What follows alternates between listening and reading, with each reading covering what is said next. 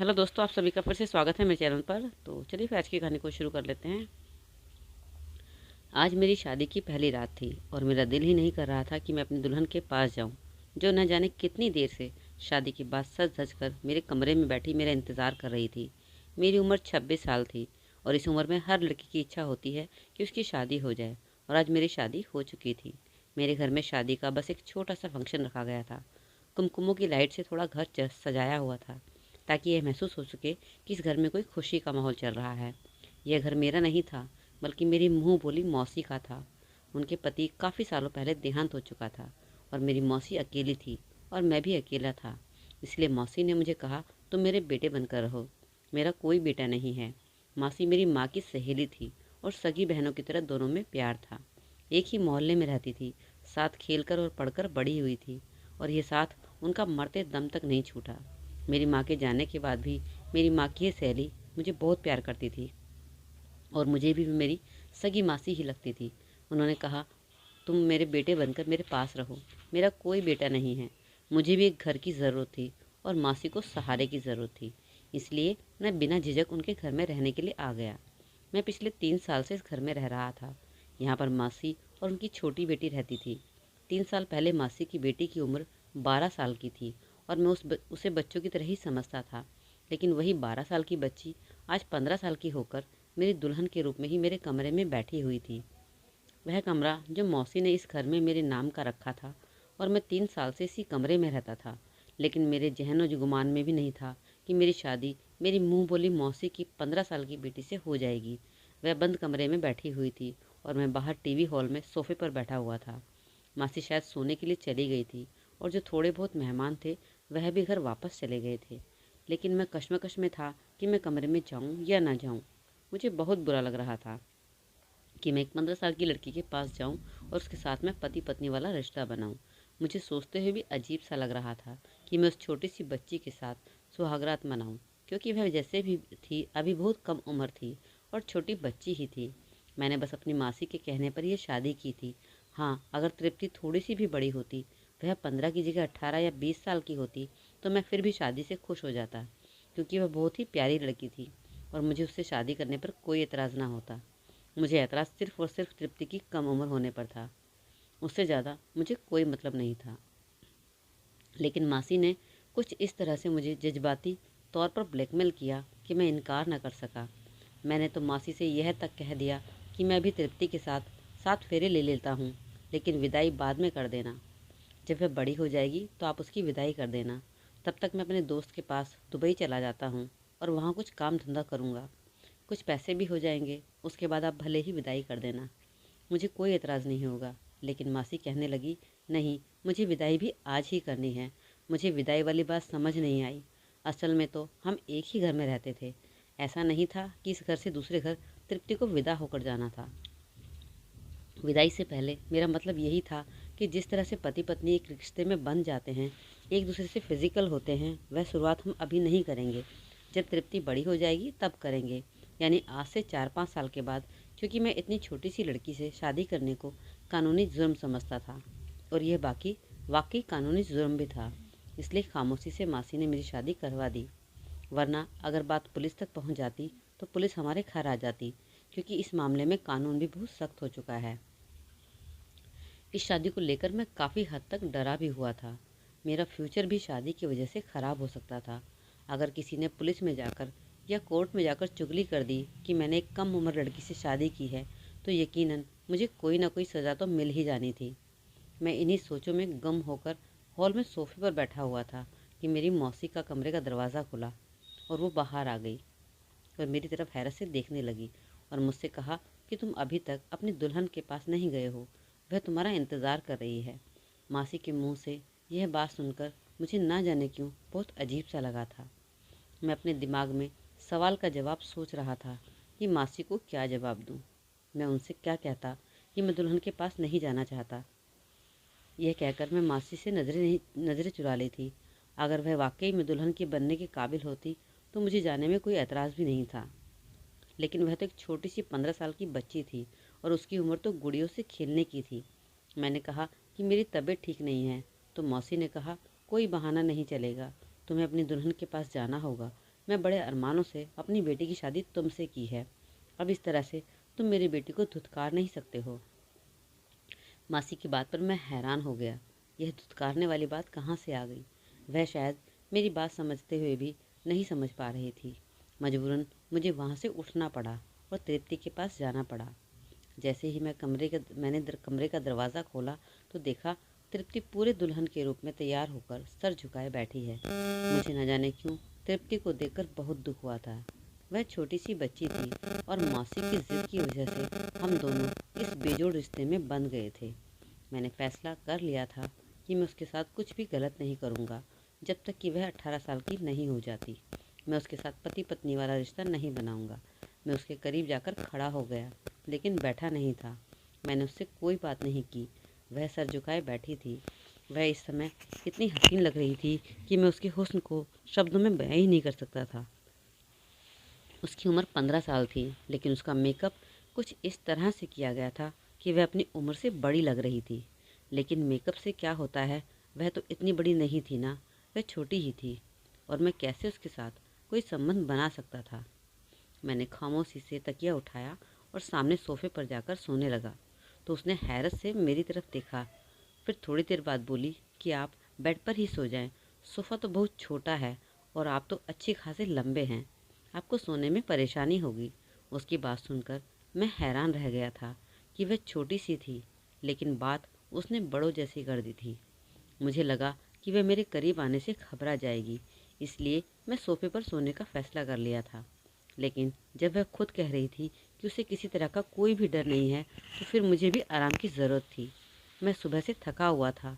मैंने तकिया वापस अपनी जगह पर रखा और आंखें बंद करके लेट गया।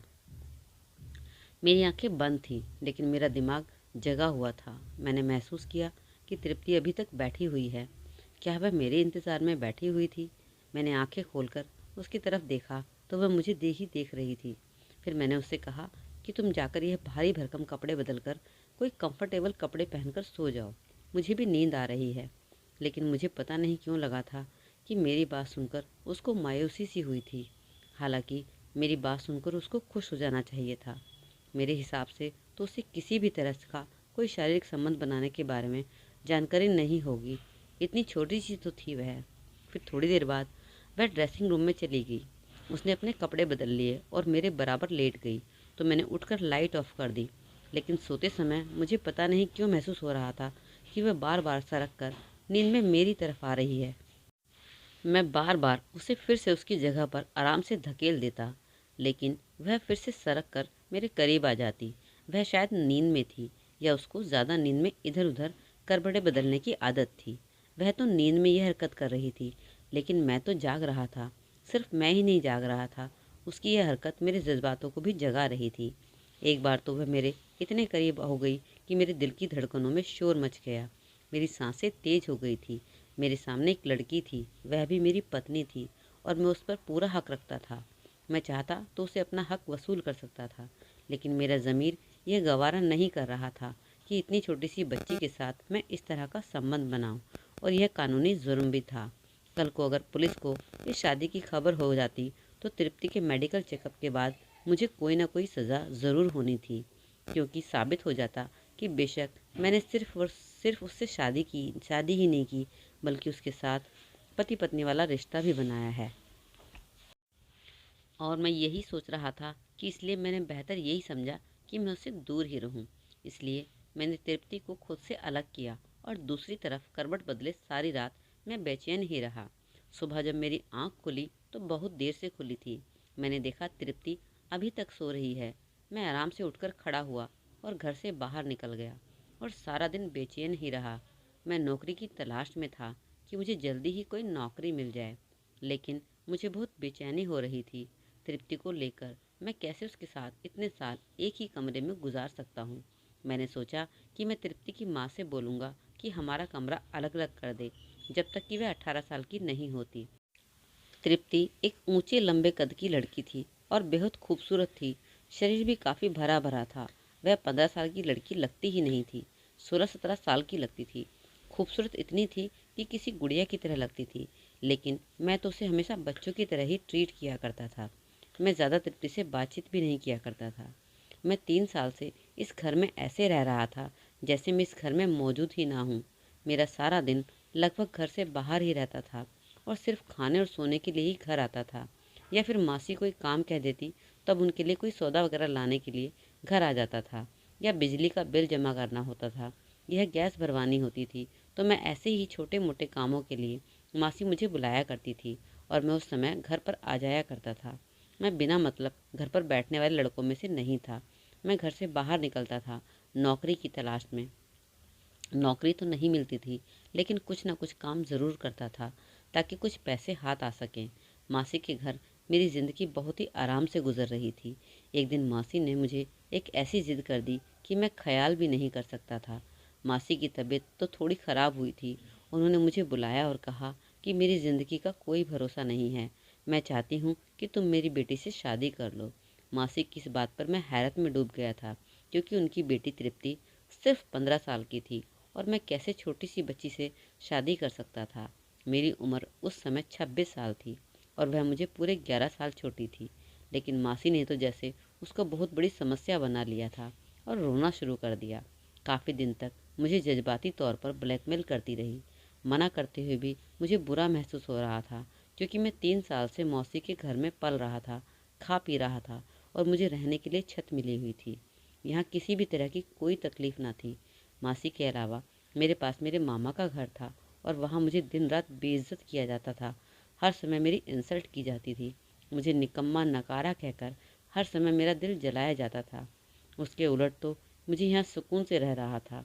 मैं इसी कोशिश में लगा हुआ था कि कुछ ना कुछ कारोबार शुरू कर लूँ, और जब तक मेरे पास कारोबार शुरू करने के लिए अच्छा खासा पैसा नहीं आ जाता, तब तक मैं मौसी के घर पर ही रहूँगा। और जो पैसे मैं थोड़े बहुत ऑनलाइन कामों से कमा रहा था और कोचिंग से कमा रहा था, उनको मैं अपने पास सुरक्षित रखना चाहता था, ताकि ज़्यादा पैसे जमा हो सकें तो मैं अपना कोई कारोबार शुरू कर सकूं और उसके बाद अपना कोई छोटा मोटा घर ले लूं, नहीं तो किराए का ही घर ले लूं, लेकिन अपने रहने का इंतज़ाम कर लूं। लेकिन मैं इतनी जल्दी खर्चा नहीं कर सकता था। मैं तो खाने पीने की चीज़ों में भी खर्चा नहीं करता था। खाना पीना भी मेरी मौसी के ऊपर ही था। अपने खाने पीने का खर्चा तो मैं कमा ही लेता था, लेकिन मैं उसको भी संभाल कर रखता था अपने पास। यह मेरी मौसी थी जिसने मुझे सहारा दिया, मुझे कभी निकम्मा होने का ताना नहीं दिया और मुझे बगैर दिल दुखाए अपने पास रखा। मामा के घर में मुझे खाना तो मिलता था, लेकिन यह खाना खाने के लिए मुझे 100 बातें सुननी पड़ती थी। लेकिन अब मासी ने मेरे सामने ऐसी बात रख दी थी कि जैसे मैं ना स्वीकार कर पा रहा था और ना ही इनकार कर पा रहा था। मासी के मुझ पर इतने एहसान थे कि मैं उन्हें इनकार भी नहीं कर सकता था, लेकिन यह मामला इतना नाजुक था कि मैं हाँ भी नहीं कर पा रहा था। अगर मैं इनकार कर देता तो यकीनन मासी का दिल टूट जाता, और जैसे ही वह अभी इतनी बीमारी बीमारी से उभर कर उठी हैं, उनके हार्ट में प्रॉब्लम हो गई थी। डॉक्टर ने उन्हें कोई भी सदमा देने से मना किया था और मैं उन्हें कोई सदमा देना नहीं चाहता था। अगर मेरी वजह से मौसी को कुछ हो जाता तो मैं ज़िंदगी भर खुद को माफ़ नहीं कर पाता। दूसरा, मेरी इस बात से मौसी का दिल दुख सकता था। वह मुझे इस घर से निकाल भी सकती थी, या फिर शायद वह मुझे अपने घर में रख भी लेती, लेकिन मैं उनसे नज़रें मिलाने के काबिल न रहता। बहुत सोचने के बाद मैं उनकी बेटी से शादी करने की बात माना, लेकिन मेरी शर्त यह थी कि विदाई 5 साल के बाद की जाए। लेकिन मासी की बात सुनकर तो मेरे सर पर धमाका हुआ जब उन्होंने कहा कि उन्हें विदाई भी साथ ही करनी है। मैंने कहा, ऐसे भी कोई मुसीबत नहीं आई है कि जल्दी विदाई हो, मैं कहीं भागा नहीं जा रहा और भगवान की कृपा से आप अब बिल्कुल ठीक हैं, आपको कुछ नहीं होगा। तो मौसी ने कुछ भरोसा नहीं किया कि तो मौसी ने कहा कि कुछ भरोसा नहीं है, कल को तुम्हें कोई और लड़की पसंद आ जाए और तुम मेरी बेटी को छोड़ दो और दूसरी लड़की के पीछे लग जाओ, क्योंकि अब तुम भी जवान खून हो और कोई भी लड़की तुमको अपनी मोहब्बत के जाल में फंसा सकती है और फिर तो मेरी बेटी की ज़िंदगी बर्बाद हो जाएगी। तुम सोचोगे कि एक शादी ही तो है, तुम्हारे बीच कोई पति पत्नी वाला रिश्ता नहीं है और ना ही बच्चों की डोर है जो तुम्हें बांध कर रखेगी।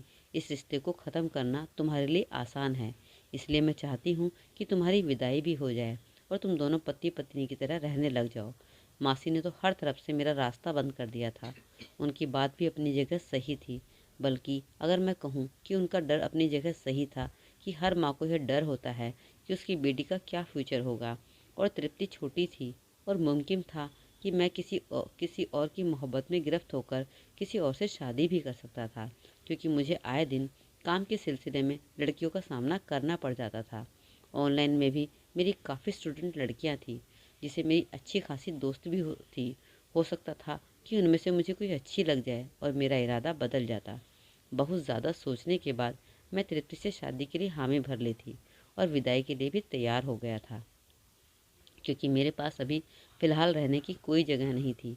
जितने पैसे मैंने जमा किए हुए थे वह घर लेने के लिए काफ़ी नहीं थे, और अगर घर ले भी लेता तो फिर खाना पीना कहाँ से होता। सारी बातों को ध्यान में रखते हुए मैंने तृप्ति से शादी में ही भलाई समझी और इसी को अपनी किस्मत समझ लिया। सोचा बस कुछ साल इंतज़ार करता हूँ, वह बड़ी हो जाएगी, उसके बाद ही मैं उसके साथ कोई रिश्ता बनाऊँगा। बस ठीक है, ज़िंदगी अच्छी तरह गुजर जाएगी तृप्ति के साथ।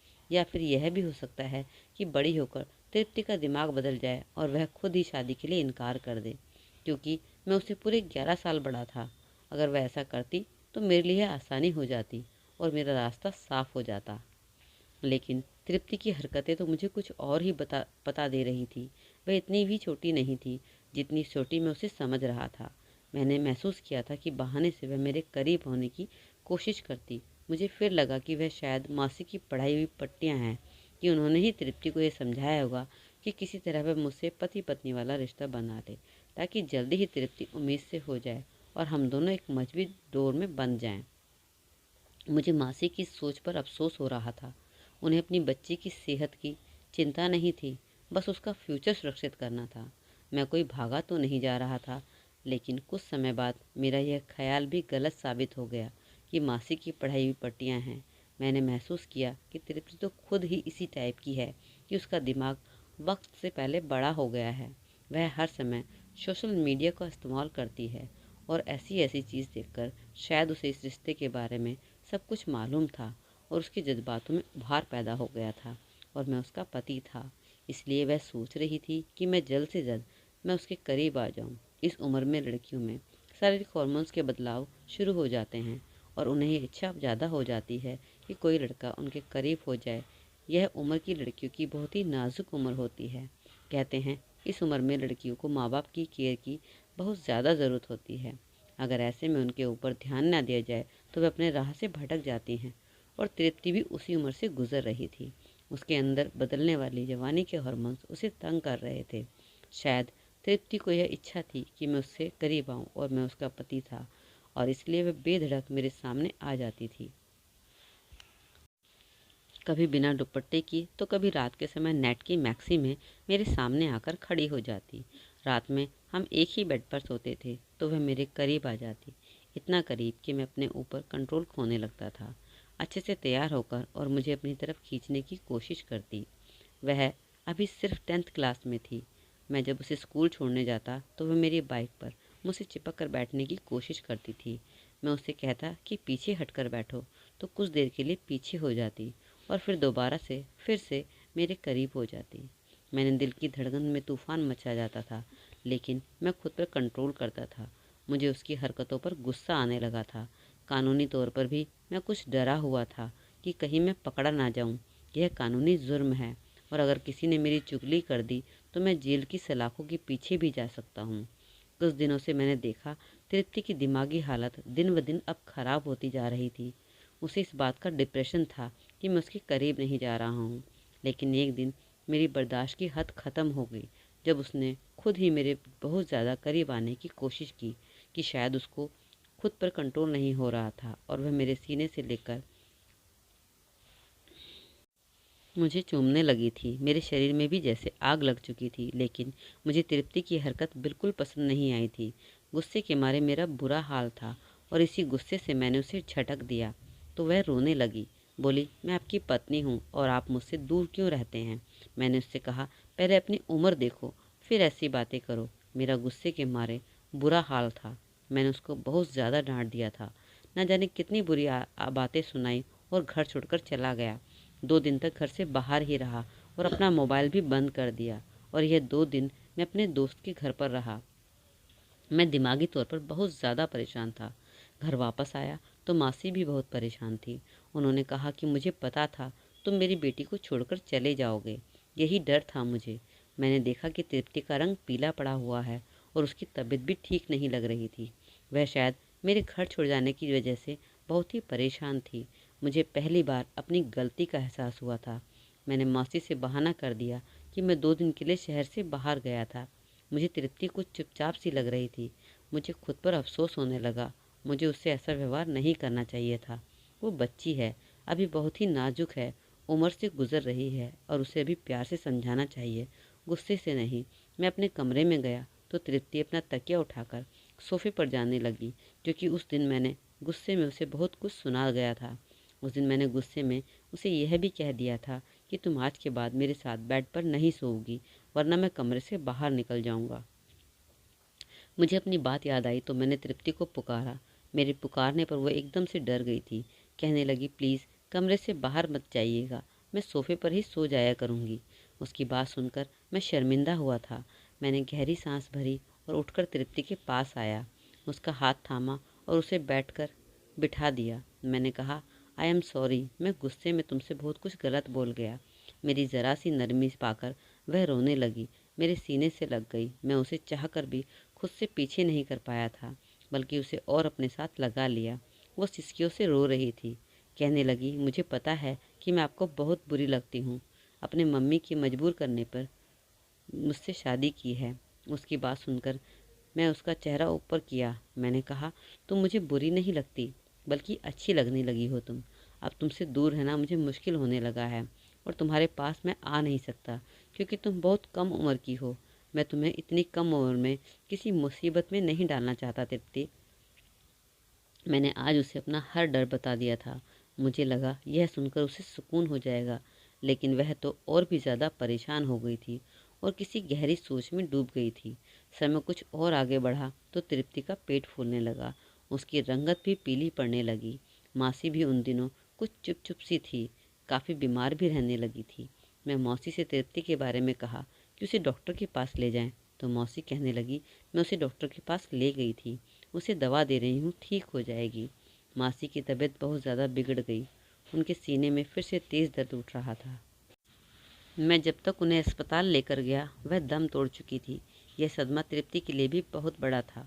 उस समय मैंने ही उसे संभाला था, लेकिन मैंने महसूस किया कि उसका पेट बहुत ज़्यादा बड़ा होने लगा है। मैं उसे डॉक्टर के पास लेकर गया। डॉक्टर ने अल्ट्रासाउंड किया और जो कुछ मुझे अपने बताया तो मेरे होश ही उड़ गए। डॉक्टर कहने लगी, आपकी पत्नी 5 महीने की प्रेग्नेंट है। यह सुनकर तो मेरा दिमाग घूम कर रह गया था। मैं जिसे बच्ची समझ रहा था और उससे बच्ची समझकर उसके पास नहीं जाता था, वह कम उम्र में ही यह गुल खिला बैठी थी और अपना गुनाह मुझसे छुपाने के लिए मुझसे शादी की थी। मासी की जल्दबाजी अब मुझे समझ आ गई थी। तृप्ति का मेरे करीब आना मुझे अब समझ आया था। मेरी अकल हैरान थी कि इतनी सी उम्र में तृप्ति ये सब कैसे कर सकती है। डॉक्टर ने कहा, कहने लगी, आपकी पत्नी बहुत कम उम्र है, जाकर उसका बहुत ख्याल रखें, वरना डिलीवरी में मुश्किल पैदा हो सकती है। मैं जब घर वापस आया तो तृप्ति को कमरे में ले गया, उसे बेड पर ले जाकर पटक दिया। मैंने कहा, मुझे नहीं पता था कि तुम इतनी सी उम्र में तुम यह सब भी कर सकती हो। तुम्हें और मौसी को मैं ही मिला था तुम्हारा यह पाप छुपाने के लिए। वो रोने लगी, कहने लगी, इसमें मेरा कोई दोष नहीं है। मेरे ऑटो ड्राइवर ने जबरदस्ती मेरे साथ। यह कहकर वह सिसक सिसक कर रोने लगी। कहने लगी, मम्मी मुझे डॉक्टर के पास ले गई थी, लेकिन डॉक्टर ने अबॉर्शन से मना कर दिया था कि मैं भी बहुत कम उम्र की हूँ और यह तकलीफ़ नहीं सह सकती। मैं सुनकर सर पकड़कर बैठ गया था। तृप्ति कहने लगी, मुझे तलाक मत दीजिएगा, बेशक आप दूसरी शादी कर लें, लेकिन मुझे अकेला मत छोड़िएगा। मेरा कोई दोष नहीं है। वह मेरे कदमों में बैठी हुई थी, लेकिन मैं उसकी तरफ देख भी नहीं रहा था। उसने और उसकी माँ ने मुझे धोखा जो दिया था वह मुझे सहन नहीं हो रहा था। मैंने उसे धक्का देकर घर से बाहर निकल आया, हमेशा हमेशा के लिए। मैं काफ़ी दिनों से दुबई जाने की तैयारी कर रहा था। मैं सोच रहा था कि मैं तृप्ति को उसकी माँ के पास छोड़कर दुबई चला जाऊंगा। 4-5 साल बाद आऊँगा, तब तक तृप्ति 19-20 साल की हो जाएगी और मैं फिर उसके साथ अपनी शादीशुदा ज़िंदगी की शुरुआत करूँगा। लेकिन आज जो सच मेरे सामने खुलकर आया था, मेरी हस्ती को हिलाकर रख दिया था। दुबई जाने के मेरे सारे पेपर तैयार थे। मैं अगले ही दिन तृप्ति को बिना बताए दुबई चला आया। उस समय मेरे दिमाग में बिल्कुल नहीं आया था कि वह अकेली कम उम्र लड़की है जो कि माँ बनने वाली थी, और अभी तक तो उसके पास उसकी माँ भी नहीं थी। वह अकेली थी, उसका क्या होता, मैंने बिल्कुल भी नहीं सोचा था। उस समय मैं बस गुस्से में था, और गुस्से में यह फैसला मैंने कर लिया था। मैं उसे छोड़कर दुबई आ गया और काम की तलाश में लग गया। कुछ महीनों बाद मुझे एक अच्छी जगह नौकरी मिल गई थी और मैं अपनी ज़िंदगी में व्यस्त हो गया। मुझे नहीं पता था मेरे पीछे से तृप्ति का क्या हुआ था, लेकिन जो कुछ मैंने किया था शायद गलत किया था, और यह एहसास मुझे चैन नहीं लेने देता था। मैं रातों को उठकर बैठ जाता, तृप्ति का ख्याल मुझे परेशान करता था, और 2 साल के बाद मैं हिंदुस्तान वापस आया था, क्योंकि मेरा 2 साल का कॉन्ट्रैक्ट था वह ख़त्म हुआ था, और मुझे 2 महीने की छुट्टियां भी मिली हुई थी। सच कहूँ तो मैं सिर्फ तृप्ति की खातिर ही हिंदुस्तान आया था, वरना हिंदुस्तान में मेरा था ही कौन। मेरा दिल इन 2 सालों में बहुत बेचैन रहा था, और मेरा जो 2 साल का एग्रीमेंट था उसके ख़त्म होते ही मैं सीधा हिंदुस्तान आया था। मैं एक बार अपनी आंखों से देख लेना चाहता था कि तृप्ति ठीक है या नहीं, उसके बाद मैं निश्चित हो जाता। लेकिन घर आकर जो मैंने देखा तो मेरी आंखें फटी की फटी रह गई। क्या ये वही तृप्ति थी? एकदम हड्डियों का ढांचा, वह सामने सोफे पर पड़ी हुई थी। चेहरा ऐसे जैसे किसी ने पीला रंग लगा दिया हो, और हाथ पैर सूखकर लकड़ी के समान हो गए थे। मैं तड़प कर उसके पास पहुंचा था। उसने आंखें खोलकर मुश्किल से मुझे देखा था। मुझे देखकर शायद उसे विश्वास नहीं आया था। उसने मुझे छूकर महसूस किया। मैंने कहा, तृप्ति, हाँ मैं ही हूँ। और फिर उसकी आंखों से आंसू बह चले थे। रोने लगी और बोली, तुम्हारे जाने के बाद मैं बहुत तकलीफ सही है हार्दिक। पता नहीं भगवान ने अब तक मुझे ज़िंदा क्यों रखा है, वरना शायद मैं तो उसी दिन मर जाती जब मैंने एक मरे हुए बच्चे को जन्म दिया था। वह तकलीफ़ याद करती हूँ तो अब भी मैं सहम जाती हूँ। उस समय मुझे तसल्ली देने वाला कोई भी तो मेरे पास नहीं था। अब वह अपनी आप बीती सुना रही थी, और मैं बस उसे सुन रहा था। मेरा दिल उसकी हालत पर खून के आंसू रो रहा था। उसकी हालत का जिम्मेदार सिर्फ और सिर्फ मैं था। वह कहने लगी, तुम्हारे जाने के बाद मेरा कोई नहीं था। पापा की जो पेंशन आई थी उससे मैं अपना खर्चा चला रही थी, लेकिन ज़िंदगी जीने की कोई उम्मीद ही नहीं बची थी। बस मर जाने की दुआएं मांगा करती थी। मैं तुम्हें इस बात का कसूरवार नहीं ठहराती, क्योंकि तुम्हारे साथ भी तो धोखा ही हुआ था, लेकिन शायद गलती इसमें मेरी भी नहीं थी। जो कुछ हुआ मेरे साथ ज़बरदस्ती किया गया था। मैं उसे हाथों में उठाकर अस्पताल लेकर भागा था। उसके सारे चेकअप होने के बाद पता चला कि उसे टीबी हो गई थी। मैं उसे अपने साथ दुबई ले आया और वहीं उसका इलाज करवाने में लगा। पूरा 1 साल लगा था उसे बिल्कुल ठीक होने में। मैंने उससे हाथ जोड़कर माफ़ी मांग ली थी। मैंने कहा, मुझे माफ़ कर दो। जो कुछ किया मैंने गुस्से में कदम उठाया था। मुझे ऐसा नहीं करना चाहिए था। तृप्ति का दिल वाकई ही बहुत बड़ा था। उसने मुझे माफ़ कर दिया। उस दिन मैंने तृप्ति को सच्चे दिल से अपनी बाहों में भरा था। उसे अपनी पत्नी स्वीकार किया था। हमने अपनी ज़िंदगी की नई शुरुआत की थी। अगर आपको हमारी कहानी अच्छी लगी है तो हमारे कहानी को लाइक करें, चैनल को सब्सक्राइब जरूर कर दें। धन्यवाद दोस्तों, मिलते हैं अगली कहानी में।